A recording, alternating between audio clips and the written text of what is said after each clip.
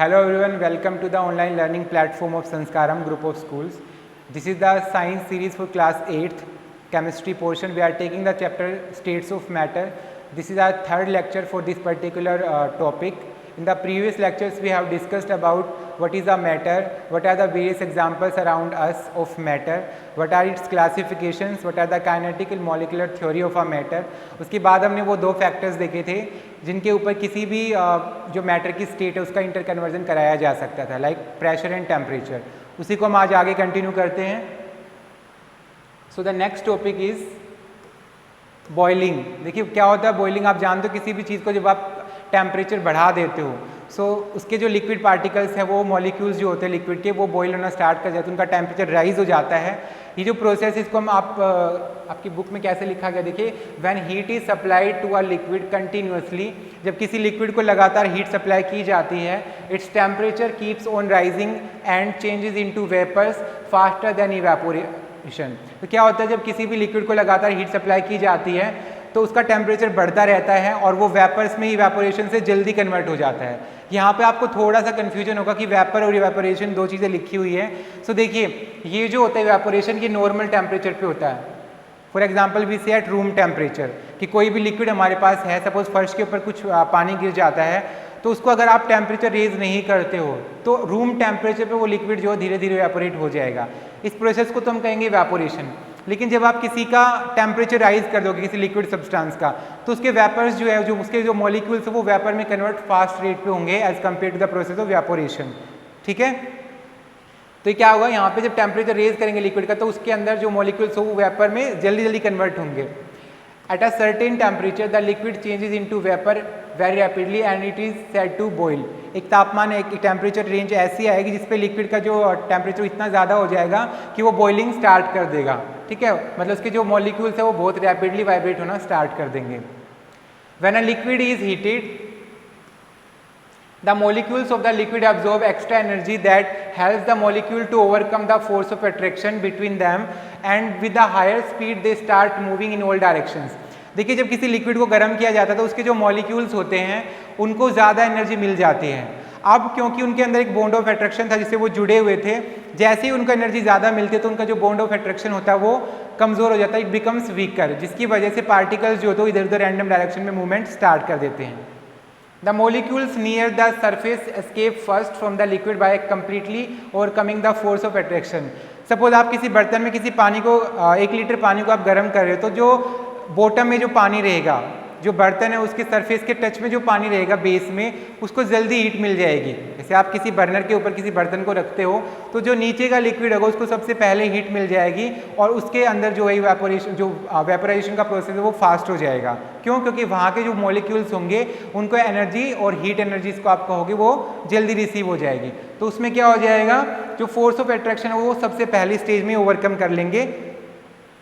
Third जो point है, the temperature at which a liquid boils and changes into vapour और gas on heating at normal atmosphere pressure is called the boiling point of the liquid. देखिए किसी भी liquid का वो temperature जिस पे वो नॉर्मल जो एटमॉस्फेरिक कंडीशंस होती है उस पर बॉइल करना स्टार्ट हो जाए, और जो ये जो पॉइंट आएगा टेम्परेचर जो रेंज होगी इसको हम कहेंगे boiling point of that liquid. ठीक है, नेक्स्ट है like the boiling point of water is 100 degree Celsius. अगर आप रूम टेम्परेचर की बात करते हो तो जब पानी का टेम्परेचर 100 डिग्री बढ़ा दिया जाता है, ठीक है, तो क्या होता है उसके जो मॉलिक्यूल्स है वो बॉयल होना स्टार्ट हो जाते हैं. इसको आप कहते हैं बॉइलिंग पॉइंट ऑफ वाटर. तो नॉर्मली वाटर का बॉइलिंग पॉइंट क्या रहेगा, 100 degree Celsius. Boiling is an endothermic process as it involves absorption of heat energy. मैंने आपको एंडोथर्मिक और एक्सोथर्मिक दो प्रोसेस के बारे में बताया था. सो बॉइलिंग क्या है, एंडोथर्मिक रिएक्शन है जिसके अंदर हीट का एब्जॉर्प्शन होता है. एक ऐसी प्रोसेस जिसमें हीट का रिलीज होगा उसको आप कहोगे एक्सोथर्मिक प्रोसेस. सो दोनों के अंदर डिफरेंस आपको याद रखना है, जहाँ पे हीट का रिलीज हो रहा है एक्सोथर्मिक और जहाँ पे हीट का एब्जॉर्प्शन हो रहा है एंडोथर्मिक. तो बॉइलिंग के केस में हम क्या कहेंगे, इट इज एंडोथर्मिक रिएक्शन, क्योंकि आप जो मॉलिक्यूल्स है या कोई भी मैटर का स्टेट है उसको हीट सप्लाई कर रहे हो. ठीक है बेटा. Next is condensation.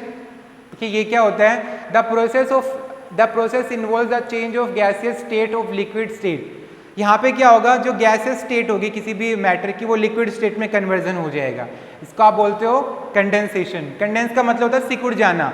तो गैसेस स्टेट के जो मॉलिक्यूल्स होते हैं वो बहुत ज़्यादा फ्री होते हैं, आप सभी जानते हो। जब उनको प्रेशराइज किया जाता है तो वो एक दूसरे के बहुत ज़्यादा क्लोजर हो जाते हैं और उनका जो फोर्स ऑफ अट्रैक्शन होता है वो बढ़ जाता है, जिसकी वजह से जो स्टेट ऑफ गैसेस मॉलिक्यूल्स है that will be change into liquid state. इसी को हम बोलते हैं कंडेंसेशन। देखिए, for example the water vapours in air when comes in contact with the cold surface of a window condenses to form water droplets.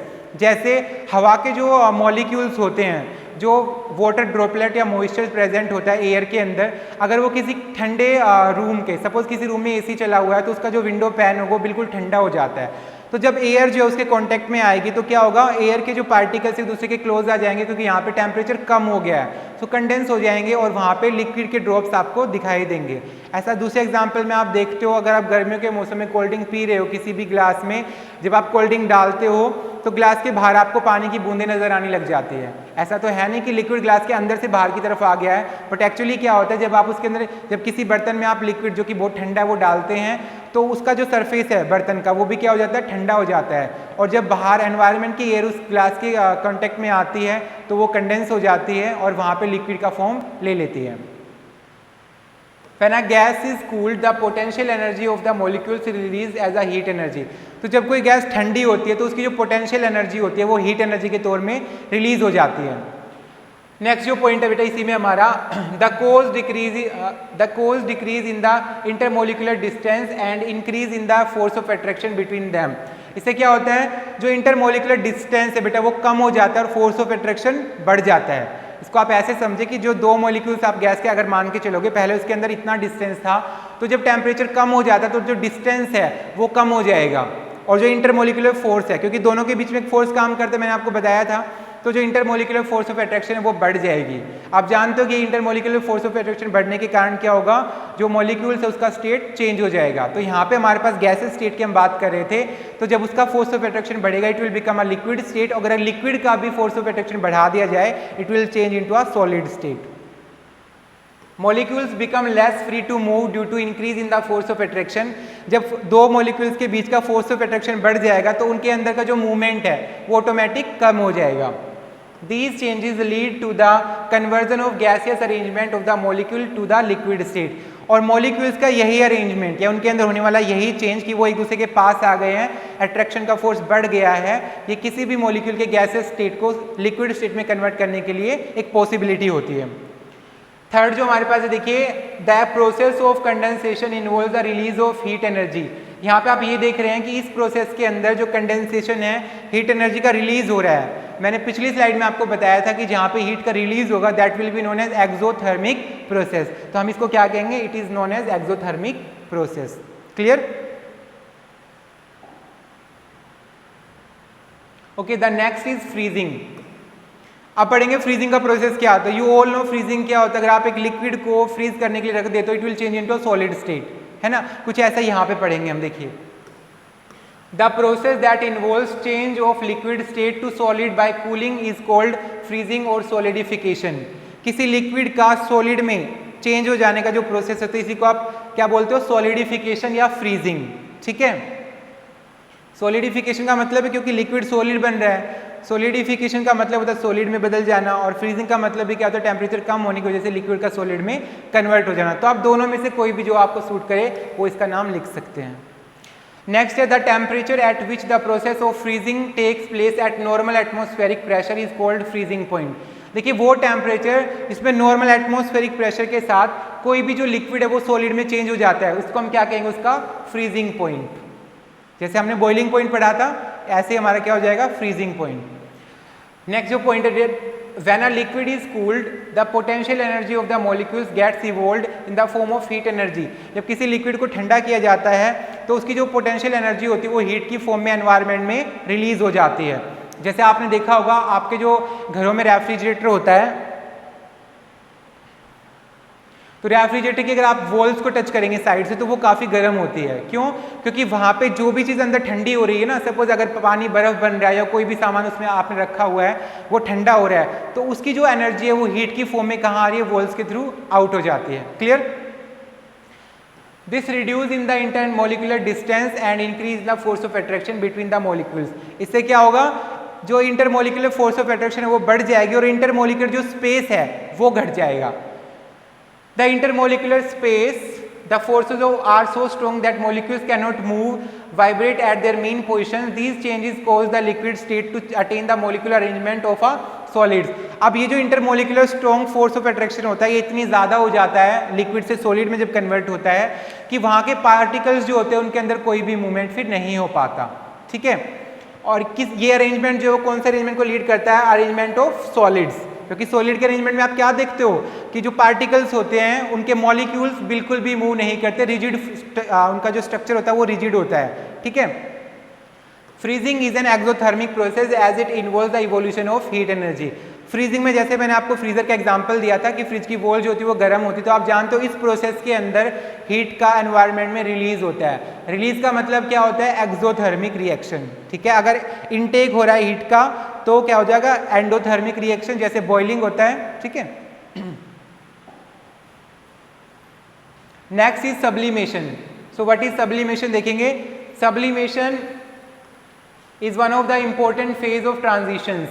अगर phase transitions की बात हम करते हैं, स्टेट कन्वर्जन की बात करते हैं, तो वहाँ पे सब्लिमेशन जो है एक इंपॉर्टेंट रोल प्ले करता है। It involves the conversion of solid directly into vapour state. यहाँ पे क्या होगा, एक सॉलिड जो होगा वो डायरेक्टली वेपर में कन्वर्ट हो जाएगा। वैसे तो आप कन्वर्जन में क्या देखते हो कि सॉलिड से किस में कन्वर्ट होंगे, solid will convert into liquid and liquid will convert into gases. यही देखते हैं हम सभी स्टेट चेंज के अंदर। यहाँ पे क्या, सॉलिड जो वो लिक्विड की स्टेट को स्किप किए बिना ही किस में कन्वर्ट हो जाएगा, गैसियस फॉर्म के अंदर। In the sublimation process, a sublimate substance on heating changes into vapor. Sublimate किसको बोलेंगे, जिसकी स्टेट चेंज हो रही है, मतलब कोई भी सॉलिड जो हमारे पास है वो क्या हो जाएगा, directly change into water vapours. The vapor when rises and comes in contact with the cool surface condenses to form a solid. और वही वेपर जब किसी ठंडे ऑब्जेक्ट के टच में आएंगे तो वो लिक्विड की स्टेट में कन्वर्ट हुए बिना डायरेक्ट सॉलिड में कन्वर्ट हो जाएंगे। The vapour formed during sublimation is known as sublime. और ऐसे वेपर्स जो सब्लिमेशन के ड्यूरेशन में बनते हैं उनको हम सबलाइम कहते हैं। और जिसका स्टेट चेंज होता है, जो सॉलिड होता है, उसको हम क्या बोलते हैं, सब्लिमेट, ठीक है। On cooling the vapour changes to solid which is known as sublimate.